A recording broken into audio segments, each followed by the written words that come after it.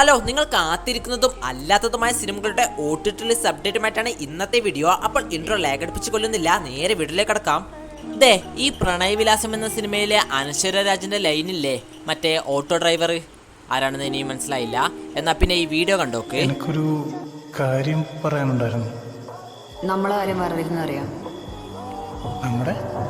നമ്മളെ കാര്യം വേറെ ആരെങ്കിലും അറിയോന്ന്? ഇല്ല.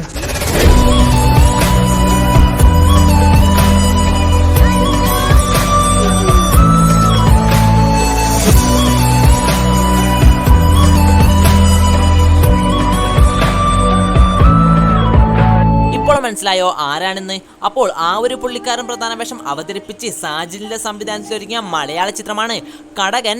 ആക്ഷൻ ഡ്രാമ ഭാരത്തിലൊരുങ്ങി തിയേറ്ററുകളിൽ നിന്ന് തരക്കേടില്ലാത്ത അഭിപ്രായങ്ങൾ സ്വന്തമാക്കിയ സിനിമയുടെ OTT അവകാശങ്ങൾ സൺനെക്സ്റ്റ് സ്വന്തമാക്കുകയും ചിത്രം ഡിസംബർ 20 വെള്ളിയാഴ്ച ഈ ഒരു ചിത്രം സൺനെക്സ്റ്റ് വഴി മലയാള ഭാഷയിൽ മാത്രം OTT ലിസ്റ്റ് ചെയ്യുമെന്ന് കൺഫേം ചെയ്തിട്ടുണ്ട്. അതായത് ഇന്ന് അർദ്ധരാത്രി 12 മണിയോടെ ചിത്രം സൺനെക്സ്റ്റ് വഴി സ്ട്രീമിംഗ് ആരംഭിക്കുന്നതായിരിക്കും.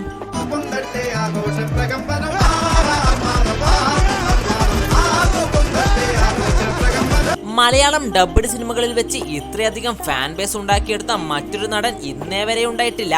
പറഞ്ഞു വരുന്നത് മറ്റാരെ കുറിച്ചുമല്ല, നമ്മുടെ സ്വന്തം അല്ലു അർജുനെ കുറിച്ചാണ്.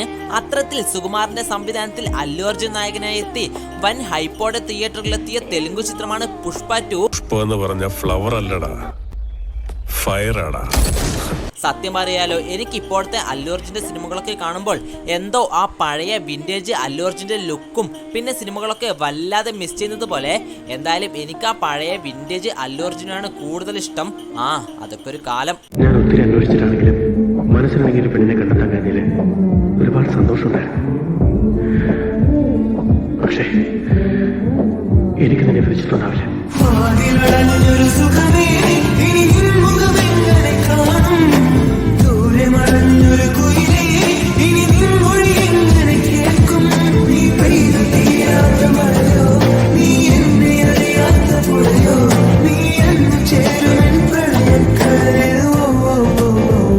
എനിവേ, പറഞ്ഞു വരുന്നത് അല്ലു അർജുൻ, രശ്മിക മന്ദാന എന്നീ കോംബോയിൽ പുറത്തിറങ്ങി ഇപ്പോഴും മികച്ച കളക്ഷനോടെ മുന്നേറിക്കൊണ്ടിരിക്കുന്ന ഈ ഒരു സിനിമയുടെ OTT അവകാശങ്ങൾ നെറ്റ്ഫ്ലിക്സ് ആണ് സ്വന്തമാക്കിയിരിക്കുന്നത്.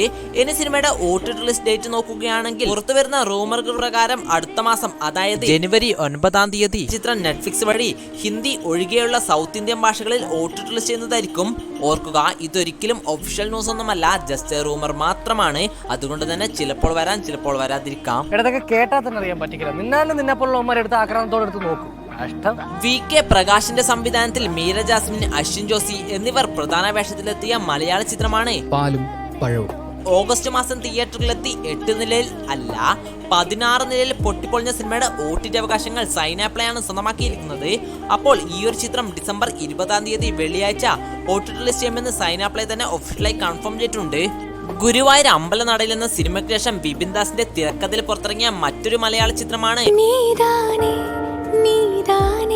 അതെ, അത് നിങ്ങൾ മാത്രമാകുന്നു. അപ്പോൾ ഒട്ടുമിക്ക ബോയ്സിന്റെയും ജീവിതകഥയെ ആസ്പദമാക്കി പുറത്തിറങ്ങിയ ഈ ഒരു മലയാള ചിത്രം ഈ വരുന്ന ശനിയാഴ്ച, അതായത് ഡിസംബർ 21 വൈകിട്ട് 7 മണിക്ക് ഏഷ്യാനെറ്റ് മൂവീസ് വഴി ഈ ഒരു ചിത്രം ടെലിവിഷൻ പ്രീമിയർ ചെയ്യുമെന്ന് പ്രൊമോ വഴി കൺഫേം ചെയ്തിട്ടുണ്ട്. അപ്പോൾ വീട്ടിൽ വെറുതെ ഇരിക്കുന്നവരാണ് നിങ്ങളെങ്കിൽ ചിത്രം ജസ്റ്റ് ഒന്ന് കണ്ടു നോക്കുക കേട്ടോ. അയ്യോ, ഞാനേ ഇവിടെ വളരെ